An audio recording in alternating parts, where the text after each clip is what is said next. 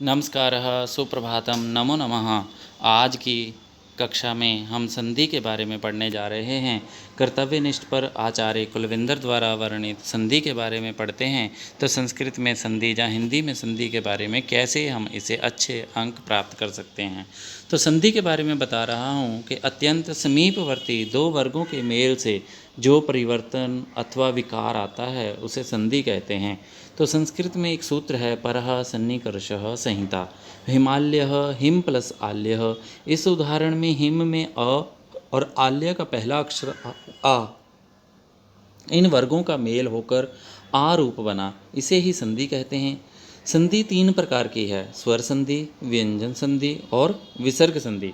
स्वर संधि एक स्वर के साथ दूसरे स्वर के मेल से जो परिवर्तन होता है उसे स्वर संधि कहते हैं। स्वर संधि के मुख्य भेद निम्नलिखित हैं। तो दीर्घ संधि पहला भेद है। तो दीर्घ संधि कहते हैं कि दीर्घ संधि के अनेक प्रकार होते हैं। पहला आकार इसका है, पूर्व पद के अंत के आ के साथ उत्तर पद के आरंभ के आ का मेल होने पर दोनों के स्थान पर आ हो जाता है। इसका सरल अनुवाद हम नीचे देखते हैं कि रामा अयणम। रामा में म अंतिम है तो म प्लस अ लिखते हैं, तो अ अंतिम अक्षर हुआ और अयणम का अ पहला हुआ।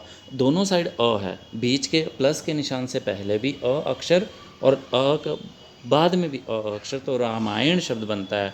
शब्द प्लस अर्थों से शब्दार्थो शब्द बनेगा। नर प्लस अदमा से नरादमा बनेगा। पुरुष प्लस अर्थ से पुरुषार्थ शब्द बनेगा और कृष्ण प्लस अर्जुनों से कृष्णार्जुनों शब्द बनेगा।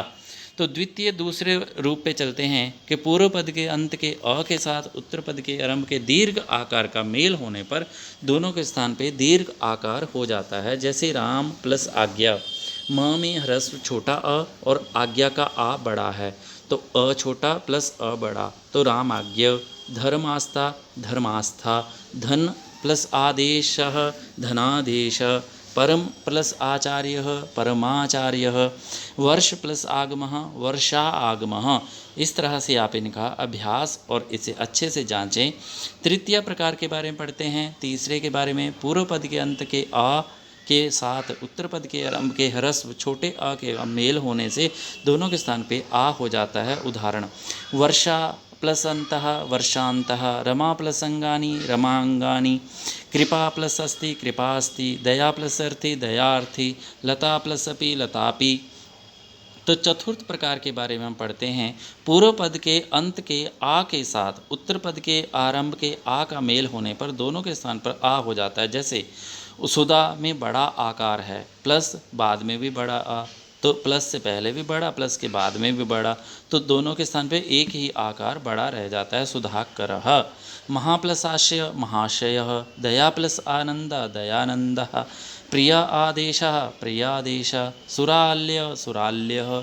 तो इस तरह से आप इनका अभ्यास उत्तरोत्तर करेंगे, 2 3 4 बार आप देखेंगे तो आपको धीरे धीरे संधि का पूरा क्रम समझ आ जाएगा। इसी तरह ह्रस्व अथवा दीर्घ ईकार, ईकार के साथ ह्रस्व तथा दीर्घ ई के साथ दीर्घ ईकार के मेल से दोनों के स्थान पर एक दीर्घ ईकार हो जाता है। कहने का अर्थ ये है, ई छोटी हो पहले या बड़ी, और प्लस के निशान के बाद में भी ई छोटी हो या बड़ी, तो परिवर्तन बड़ी ई ही रहेगी। जैसे गिरि इंद्र गिरीन्द्रः, कपि इच्छा कपीच्छः, अभीष्टम अभीष्टम, प्रति प्लस इच्छति प्रतीच्छति, इति प्लस अयम इत्ययम। इस तरह से आप इनका उच्चारण उत्तरोत्तर करते रहेंगे। तो आगे हम कुछ उदाहरण देखते हैं। मुक्ति प्लस ईशा मुक्तिशा, रतीश्वर रतीश्वर, अतीतः परीक्षा मुनिः। तो दीर्घ ईकार पहले आएगी, बाद में छोटी आएगी, तो नदीव लक्ष्मी इंद्र सखीति महितिच्छा देवेष्ठम। ई दोनों साइड बड़ी बड़ी होगी तो प्लस के निशान से लाल अक्षर में मैंने समझाया, तो वही शब्दों में देखेंगे। नदीश लक्ष्मीश्वरः सखीश्वर्यः महतीतिः देवीयः। इस तरह से आप इनका और भी अच्छा अभ्यास करेंगे। तो ऊकार दोनों साइड कैसे आएंगे, पहले भी छोटा बाद में भी छोटा हो तो क्या शब्द बनेगा, बटु परि भानुदय पृथुदकः लघुक्ति साधुत्सव। लाल अक्षर में छोटा ऊ पहले प्लस के निशान के बाद में बड़ा ऊ होगा, तो लगूर्जः सिंदूरमी साधुचु मधुरु बहुर्णः। पहले बड़ा बाद में छोटा ऊ आएगा तो भूपरि हिंदुदय करकंदुकः चमुक्ति वदुत्सवः, दोनों ओर बड़ा ऊ होगा तो चमूर्ज वदूरुहु भूर्द्वहम चमूर्ध्वम हिंदूर्जः शब्द बनेगा। तो ऋ के संबंधी हम और उदाहरण देखते हैं। पितृऋणम में पितृऋणम, भ्रातृणम में भ्रातृणम, कर्तृणम में कर्तृणम, मातृणम में मातृणम, दातृणम में दातृणम, भर्तृऋणम में भर्तृणम। इस तरह से शब्दों का उच्चारण भी आप करेंगे तो आपका स्पष्ट, सुंदर और सुनने वाले को भी और आनंद आएगा। तो दूसरा भेद, अब गुण संधि के बारे में पढ़ते हैं। तो यहाँ गुण संधि के बारे में बताया गया कि गुण संधि क्या होगी कि अ छोटा पहले ई बाद में होगा, तो दोनों सेम अक्षर नहीं होंगे या बदल जाएंगे, तो ए हो जाएगा। जैसे सुरेंद्रः, गणेशः, महेंद्रः, महेशः, सूर्योदयः, जलोर्मिः शब्द बनेगा। तो जहाँ दूसरे लाइन, लाल लाइन के दूसरी ओर शब्द दिए हैं कि क्या शब्द दिया, गंगोदकम, गंगोरमय, देवर्षि, महर्षि, तवलकारः, मालकारः, तो आदि शब्दों का एग्जाम्पल मैंने बहुत ही सरल सरल शब्दों से बनाया है, जिससे आप इन्हें अच्छे से जांच लेंगे, अच्छे से समझेंगे, तो आप इसके भेदों का कभी गलती नहीं करेंगे। तो तीसरा भेद स्वर संधि का देखते हैं। तो वृद्धि संधि कहलाया। वृद्धि संधि में भी यहाँ बताया कि आ के बाद में ए ऐनक वाली, ए बड़ी, ओ छोटी, ओ बड़ी दोनों आएंगी तो तभी वृद्धि होगी, लेकिन वो प्लस के निशान के बाद में होना चाहिए। तो जैसे तवैव, मतैक्यम, तथैक्यम, जनौगः, ममौरस, महौषधम, महोदार्यम इत्यादि शब्द बनते हैं। तो आप इनका अभ्यास भी उत्तरोत्तर क्रम से करेंगे। यण संधि में हमने यहाँ पे पढ़ा है कि यण संधि में क्या होगा कि इक के स्थान पे यण होता है, ई उ री के स्थान पे य व र ल उत्तरोत्तर शब्द के स्थान पे होते हैं।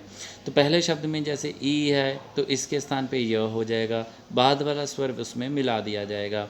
यदि प्लस अभी से शब्द बनेगा यद्यपि, देवी प्लस वाचा से देव्युवाचा, अनु प्लस से अन्वय, वधु आदेशा से वध्वादेशा, मातृअंशा से मातृअंशा, ली आकृति से लाकृति शब्द बनता है।